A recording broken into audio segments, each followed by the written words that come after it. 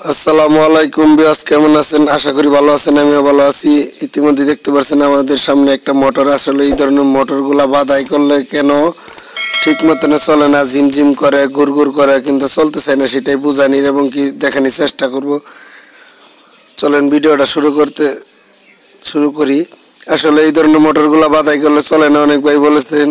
আসলে চলে না কারণ হইলো, দেখতে পাচ্ছেন যে আমাদের এই তিনটা লুপগুলা একটা আরেকটা তারের সাথে লেগে যায়। অনেক সময় আছে এক তার আর তারের সাথে আমরা একটা গ্যাস যদি প্যাচ দিয়ে হারাই, প্যাচ দেওয়ার কারণে এইখানে দেখেন তিনটা তার কিন্তু অ্যাডজাস্ট করা। আমরা কি করি, মাঝে মাঝে অ্যাডজাস্ট করতে সময় একটা আরেকটা লুপের মাধ্যমে ঢুকাই দিই গ্যাস। ঢুকানোর কারণে আমাদের শর্ট হয়ে থাকে। শর্টের কারণে গাড়ি আমাদের মোটরগুলো চলে না, ঝিমঝিম করে এবং কি গুড়গুড় করে, ঘুরতে চায় এবং কি ঘুরে না, গরম হয়ে যায়।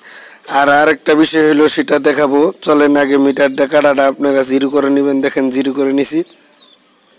মোটর যদি শর্ট থাকে তারপরে চলবো না। মোটর শর্ট আছে কিনা, ভালো আছে কিভাবে বুঝবেন? চলেন মিটারটা জিরো করছি, দেখছিনি। মিটারটা জিরো করে আমরা দেখেন, আমরা বডির সাথে আর তারের সাথে লুপের সাথে অ্যাডজাস্ট করে যদি এখানে যদি জিরো মারে, তাহলে বুঝে নেবেন যে শর্ট আছে। এখন আমরা ভিতরের সোলোডারটা দেখলাম, ওয়াটাও দেখলাম, ঠিক আছে। লাইনটা এখন ঘুরাই দিয়ে চেক দিব ঠিক আছে কিনা। দেখেন ঘুরাই দিয়ে দেখছি, এটাও আমাদের ঠিক আছে।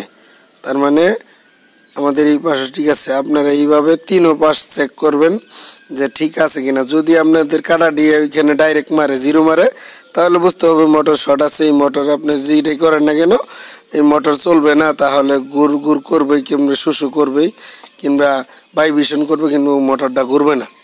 আশা করি বুঝতে পেরেছেন। আর দেখেন প্রতিটা লুপই কিন্তু আমরা চেক দিতেছি। এই যে যদি দেখেন ডাইরেক্ট মারছে, ডাইরেক্ট যদি এইখানেও যদি দেখেন ডাইরেক্ট মারছে, তাহলে বুঝে নেবেন আমাদের এই মোটরগুলা শর্ট আছে। আমি এটা কিন্তু তারের মাধ্যমে দেখাইছি শর্টের, কিন্তু বডির মধ্যে দিয়ে দেখবেন শর্ট আছে কিনা। আশা করি বুঝতে